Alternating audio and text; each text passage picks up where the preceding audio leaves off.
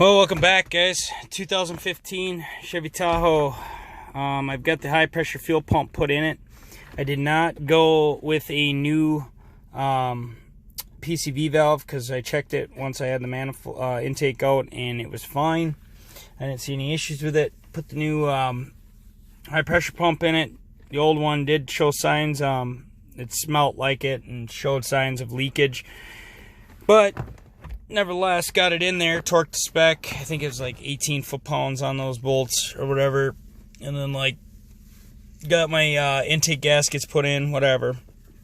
But anyways, did an oil change on it just to get the old fuel out of it that was all contaminated with fuel, or the old oil rather. But anyways, I want to show you the numbers. I've got it warmed up. I took it for a spin. We're idling at around 550, you can see. One thing I don't like about this 5.3 is the calculated airflow and the mass airflow grams per second.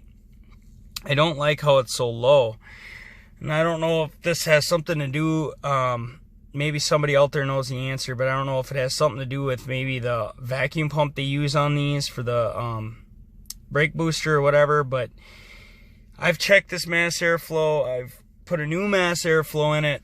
I haven't gotten any codes to trip as far as the old ones I was getting. That's the other thing is I think I misspoke in my first part of this video, and I said that this had a 174 code in it and a 172 code. It actually was a P0172 and a 175. I just misspoke for fuel trim rich on both banks. I haven't, what was I trying to say? But as you can see, we're up to temp now, 210 degrees on our ECT sensor there. Throttle position looks better because I cleaned the throttle body, and I also did a idle relearn on it. So now we're at like 3%. I think we were at like 8% before. Map looks a little lower, which is, you know, pretty good if you look at it in relation to the intake manifold pressure of 20.3 inches.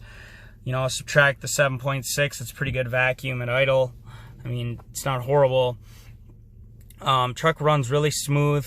Trims look great. There's still a little negative on the long term, but I think there's still some learning taking place.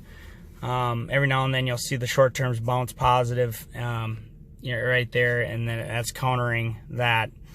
Like I said, I took it out on the highway, drove it. I thought maybe, you know, driving it on the highway, this mass airflow would up, you know, maybe there's some learning that needs to take place. I don't know. I know I read in the service manual that when you do an idle relearn on these, it takes a while for it to update, find where its sweet spot and all that. So I'm not going to worry about it. I'm going to ship it down the road. I'm perfectly fine with this. Obviously, our trims are not way negative anymore. So again, the whole purpose of this video was to just kind of give you guys an FYI in case you run into the issue.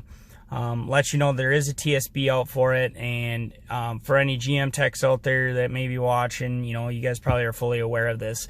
And you know, and if you guys do know the answer to this, why these, I put an OEM mass airflow in this because it was throwing codes for the intake air temp and the barrel, and then mass performance, or mass airflow performance, P0101.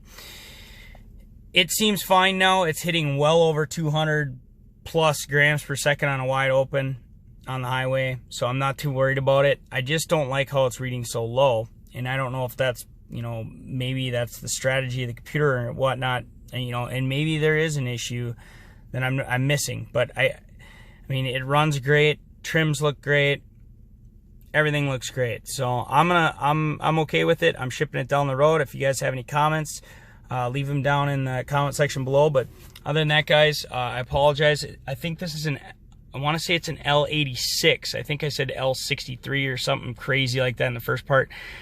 Not that it really matters, but yeah, 2015 Chevy Tahoe with a 5.3. Had those rich codes in there. TSB out on it. So if you see that, high pressure fuel pump, I showed in the first part how to test for that and identify it. So if you have any questions, drop them down in the comments. Other than that, thanks for watching, guys. Take care.